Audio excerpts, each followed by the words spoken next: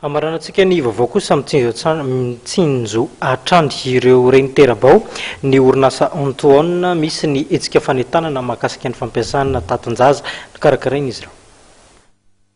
Ho fanentanana ireo renim-pianakaviana mikasika ny fandraisana andraikitra izy ireo amin'ny mareny terabao manazazamena vava dia niroso tamin'ny etsika fanentanana ny vondrona marketing one-to-one ho fampiroboroboana ny tatonjaza mitondra ny marika Egize Dry Comfort tesy amin'ny toeram-pitsaboana etsy amin'ny Jirama Aitsimena. Mampiavaka ty Egize Dry Comfort ty dia noho izy misy 4 épaisseurs, de 4 épaisseurs zay de vita amin'ny coton naturel ka mitroka tanteraka ny amandony izy.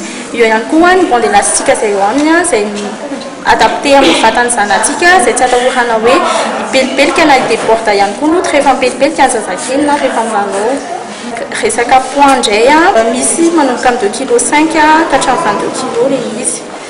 Zany hoe tsy misy mini midi max izy zany izy ohatran'ny couche rehetrarehetra fa zay no mampiavaka azy amin'ny couche hafa noho izy zay hoe mandeha par kilo zay. Nahita ampivoarana manaloanareo ho kosa nivoaka teo aloha ny Egize Dry Comfort ary maritra mihoatra ny adiny 3 noho ny kalitaony. Hita amin'ireo toeram-pivarotana maro samihafa isan'izany ny Sopliatso, ny Golden Rama, Essor ary Itokina izay mpiara-piombonatoka amin'ny agence one-to-one izy ireo.